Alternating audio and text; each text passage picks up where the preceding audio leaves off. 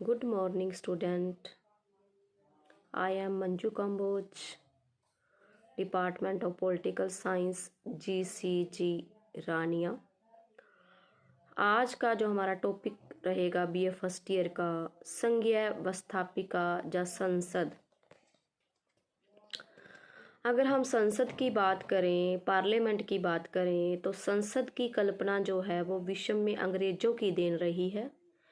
इसलिए ब्रिटिश संसद को संसदों की जननी कहा गया है। अतः भारतीयों पर अंग्रेजी राजनीतिक व्यवस्था की अगर बात करें तो अंग्रेजी राजनीतिक व्यवस्था का पूर्ण प्रभाव रहा है और हमने अंग्रेजी संस्थाओं से अच्छी जानकारी प्राप्त की थी।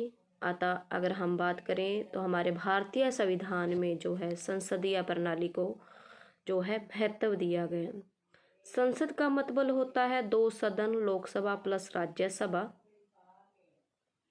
प्लस 2 सदनों के साथ हम राष्ट्रपति की बात करेंगे। अगर हम संविधान के अनुच्छेद 79 की बात करें तो 79 के अनुसार संघ की एक संसद होगी जिसमें एक राष्ट्रपति होगा, 2 सदन होगा जिसका नाम राज्यसभा और लोकसभा होगा। इसमें हम सबसे पहले बात करेंगे लोकसभा की रचना की बात करेंगे। मैं आपको लोकसभा की रचना के बारे में बताना चाहती हूँ। अगर हम आरंभ में लोकसभा के सदस्यों की संख्या के बारे में बात करें तो शुरुआत में अधिकतम जो संख्या थी इसकी 500 निश्चित की गई। 1956 में इसे बढ़ाकर जो है 520 कर दिया गया। 1963 में इसे 525 कर दिया गया। फिर 1973 में संविधान के 31 संवैधानिक संशोधन के द्वारा इसके निर्वाचित सदस्यों की अधिकतम संख्या कितनी कर दी? 545। उसके बाद आर्टिकल 331 की अगर हम बात करते हैं तो 331 में ये कहा गया कि लोकसभा के निर्वाचित सदस्यों के द्वारा 2 सदस्य जो लोकसभा में मनोनीत किए जाएंगे, अतः उसको मिलाकर अधिकतम संख्या लोकसभा की 552 है। अतः 543 सदस्य जो हैं वो निर्वाचित होंगे और जो 2 सदस्य हैं वो एंग्लो इंडियन जाति के सदस्य होंगे जिनको राष्ट्रपति अपनी मर्जी से क्या करेगा? मनोनीत करेगा। उसके बाद अगर हम इसकी बात करें कि इसके चुनाव का ढंग क्या है, लोकसभा के सदस्य जनता द्वारा जो प्रत्यक्ष रूप से चुने जाते हैं और संविधान के 61 संवैधानिक संशोधन के द्वारा जो 18 वर्ष का जो वयस्क है उसको मताधिकार प्रदान किया गया है। अतः अनुच्छेद 83 की बात करें, लोकसभा के जो प्रतिनिधि होते हैं, अगर हम उनकी बात करते हैं तो लोकसभा के प्रतिनिधियों का चुनाव जनता द्वारा प्रत्यक्ष रूप से वयस्क मताधिकार तथा गुप्त मतदान के द्वारा किया जाता है। योग्यताएं: वह भारत का नागरिक हो, उसकी आयु 25 वर्ष से कम ना हो, वह संसद द्वारा निश्चित योग्यताएं रखता हो, वह भारत सरकार या किसी राज्य सरकार के अधीन किसी लाभ के पद पर कार्यरत नहीं होना चाहिए, उसका जो नाम है वो मतदाता सूची में क्या होना चाहिए? दर्ज होना चाहिए। कार्यकाल की बात करें तो 52 संवैधानिक संशोधन के द्वारा लोकसभा का कार्यकाल 5 वर्ष जो है निश्चित किया गया है। 42वें संशोधन के द्वारा इस अवधि को 6 वर्ष के लिए कर दिया गया था, लेकिन 44 संवैधानिक संशोधन के द्वारा यह अवधि पुनः 5 वर्ष के लिए कर दी गई है। इस अवधि से पूर्व राष्ट्रपति जब चाहे लोकसभा को क्या कर सकता है? भंग कर सकता है। अगर हम अधिवेशन की बात करें तो संसद का अधिवेशन जो है 1 वर्ष में 2 बार अधिवेशन होता है और 6 मास से ज़्यादा उसमें अंतर नहीं होना चाहिए। इसके अलावा संसद की सदन की बैठक की हम बात करें तो गणपूर्ति कोरम, उसका कोरम क्या होगा? अगर कोई बैठक करनी है तो 1/10 यानी कि 10वां भाग जो है गणपूर्ति निश्चित की गई है। अगर 10वां भाग गणपूर्ति होगी तो जो है पीठासीन अधिकारी जो है सदन की कार्रवाई को कर सकता है। अगर हम संसद के वेतन भत्तों की बात करते हैं तो संशोधन अधिनियम 210 के अनुसार संसद के प्रत्येक सदस्य को 50,000 रुपये मासिक वेतन, 45,000 रुपये निर्वाचन भत्ता और इसके अलावा 45,000 रुपये मासिक कार्यालय भत्ता जो है दिया जाता है। उसके बाद लोकसभा की शक्तियां क्या हैं या लोकसभा के कार्य क्या हैं, हम उसको डिफाइन करेंगे, जिसमें हम फर्स्ट पॉइंट लेंगे वैधानिक शक्तियां। अगर हम वैधानिक शक्तियों की बात करें तो संसद की वैधानिक शक्तियों का वास्तव में जो प्रयोग होता है वो लोकसभा ही करती है, क्योंकि लोकसभा की इच्छा के बिना कोई भी कानून पास नहीं हो सकता। लोकसभा में अगर हम संघ सूची की बात करें तो संघ सूची में केंद्र सरकार को कानून बनाने का अधिकार होता है। अगर हम समवर्ती सूची की बात करते हैं तो समवर्ती सूची में केंद्र प्लस राज्य दोनों को कानून बनाने का क्या होगा, अधिकार होगा। लेकिन अगर दोनों में किसी बात को लेकर विवाद हो जाता है तो केंद्र को प्रमुखता दी जाती है, राज्यों को प्रमुखता नहीं दी जाती। इसके बाद अगर हम बात करें, कहते कि साधारण बिल, वैधानिक बिलों में साधारण बिल की बात करें तो साधारण बिल संसद के दोनों सदनों में से कोई भी एक सदन जो है इसको पास कर सकता है।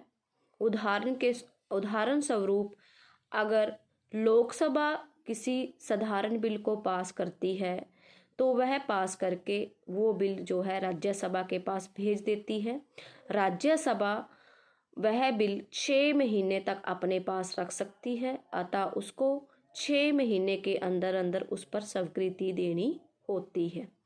अगर वो स्वीकृति दे देती है तो यह बिल राष्ट्रपति के हस्ताक्षर के लिए चला जाता है और राष्ट्रपति उस पर अपने हस्ताक्षर कर देता है और यह बिल दोनों सदनों से पास हो जाता है।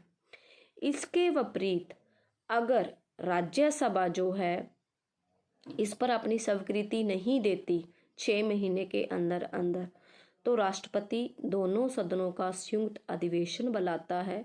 दोनों सदनों के संयुक्त अधिवेशन में लोकसभा को ही महत्व दिया जाएगा, क्योंकि लोकसभा की सदस्य संख्या राज्यसभा की सदस्य संख्या से अधिक होती है। सेकंड जो हमारा इसमें पार्ट आएगा, वित्तीय शक्तियाँ, धन संबंधी शक्तियाँ। अगर हम वित्तीय शक्तियों की बात करें तो वित्त संबंधी जो शक्ति होती है वो केवल लोकसभा के पास ही होती है।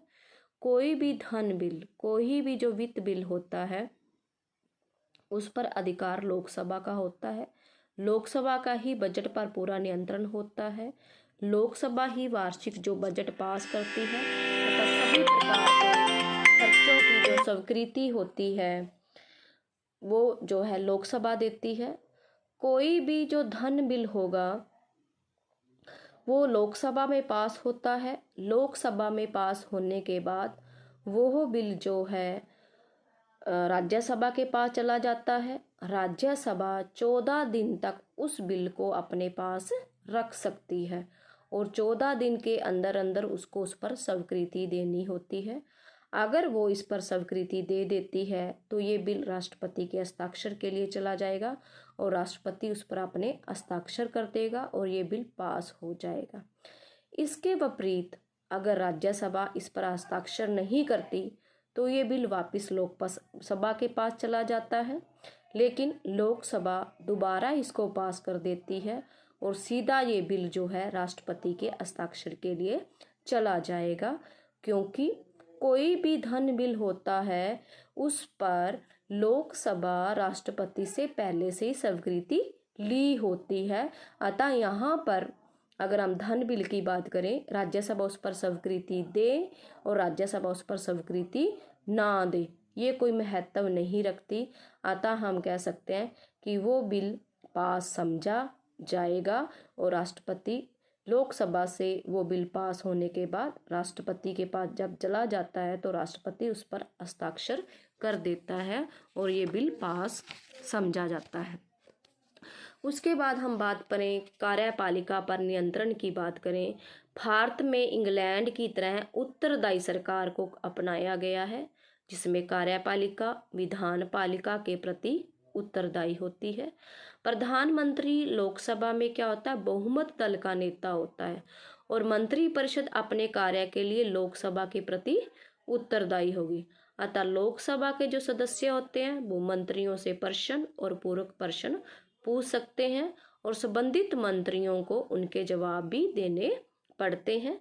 लोकसभा जो होती है वो पूरी मंत्रिपरिषद के विरुद्ध अविश्वास प्रस्ताव पास कर सकती है, जिससे विषय होकर मंत्रिपरिषद को क्या देना पड़ता है, त्याग पत्र देना पड़ता है। लोकसभा निम्नलिखित ऐसे साधन है जिसके द्वारा वो कार्यपालिका पर नियंत्रण रखेगी। जैसे हम प्रश्न की बात करें, लोकसभा में अधिवेशन के दिनों में प्रतिदिन प्रश्नकाल का 1 घंटा निश्चित किया गया है। जो सदस्य होते हैं नियमानुसार मंत्रियों से कोई भी प्रश्न पूछ सकते हैं और संबंधित मंत्रियों को उन प्रश्नों के उत्तर देने पड़ते हैं।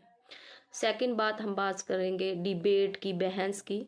सदस्य किसी भी विषय में पर बहस में भाग लेकर कार्यपालिका की नीतियों की आलोचना कर सकते हैं और कार्यपालिका को प्रभावित कर सकते हैं। सदगन प्रस्ताव, कोई भी सदस्य किसी भी सार्वजनिक विषय वाले महत्व पर सदगन प्रस्ताव पेश करता है। यदि स्पीकर उस प्रस्ताव को स्वीकार कर लेता है तो सदन की कार्यवाही को रोककर सदन पहले उस बिल पर क्या करेगा, बहस करता है और ऐसी बहस के समय मंत्रियों की आलोचना भी की जाती है। ध्यानाकर्षण प्रस्ताव, अगर सदन का कोई भी सदस्य किसी महत्वपूर्ण घटना की ओर सदन का ध्यान आकर्षित करना चाहता है तो ऐसा करने के लिए ध्यानाकर्षण प्रस्ताव पेश किया जाता है। प्रायः ऐसे प्रस्ताव मंत्रियों का ध्यान आकर्षित करने के लिए ही पेश किए जाते हैं। निंदा प्रस्ताव, यदि लोकसभा निंदा प्रस्ताव पास कर दे तो मंत्रिपरिषद को त्याग पत्र देना पड़ता है। अविश्वास प्रस्ताव, यदि लोकसभा समस्त मंत्रिपरिषद के विरुद्ध अविश्वास प्रस्ताव पास कर दे तो सारे मंत्रिपरिषद को त्याग पत्र देना पड़ेगा। उसके बाद हम बात करेंगे चुनाव संबंधी शक्तियों की। लोकसभा को चुनाव संबंधी शक्तियां भी दी गई हैं। लोकसभा के जो निर्वाचित सदस्य होते हैं वो राष्ट्रपति के चुनाव में भाग लेते हैं। लोकसभा राज्यसभा के साथ मिलकर उपराष्ट्रपति का भी चुनाव करती है। लोकसभा अपने सदस्यों में से स्पीकर और डिप्टी स्पीकर का भी चुनाव करेगी। न्यायिक शक्तियां, जुडिकल पावर की अगर बात करें तो लोकसभा को कुछ न्यायिक शक्तियां दी गई हैं। जब भारत के राष्ट्रपति के खिलाफ महाभियोग लगाया जाता है तो लोकसभा उसमें भी भाग लेती है। राष्ट्रपति को हटाने के लिए लोकसभा में से कोई भी एक सदन 14 दिन पहले राष्ट्रपति को नोटिस भेजेगा, फिर एक सदन 2/3 बहुमत से प्रस्ताव पास करेगा, फिर दूसरा सदन 2/3 बहुमत से प्रस्ताव पास करेगा तो राष्ट्रपति के विरुद्ध महाभियोग लग जाएगा और जो उसको उसके पद से हटाया जा सकता है। इसी प्रकार लोकसभा राज्यसभा के साथ मिलकर उच्चतम न्यायालय, उच्च न्यायालय के न्यायाधीश, लोकसभा राज्यसभा के साथ मिलकर महान्यायवादी, चुनाव आयुक्त, नियंत्रक, महालेखा परीक्षक के विरुद्ध भी दोषारोपण प्रस्ताव पास कर सकती है। लोकसभा की हम आगे संवैधानिक अगर शक्ति की बात करें तो संवैधानिक शक्तियों में संविधान बदलती, हमारा भारतीय संविधान अगर बात करें तो इंडियन कॉन्स्टिट्यूशन में हमने पढ़ा था कि हमारा भारतीय संविधान लचीला भी है, हमारा भारतीय संविधान कठोर भी है।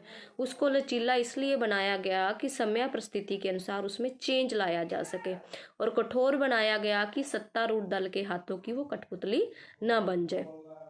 अगर हम संविधान की बात करें तो संविधान में जो संशोधन होता है वो 368 संवैधानिक संशोधन जो प्रक्रिया है उसके अनुसार होता है।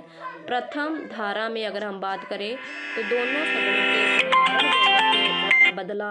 दोनों सदनों के 2/3 बहुमत से बदलाव और कठोर धारा दोनों सदनों का 2/3 प्लस आधे राज्यों की स्वीकृति होगी तो कठोर धारा में परिवर्तन किया जा सकता है। उसके बाद विचारशील शक्तियां, भारत में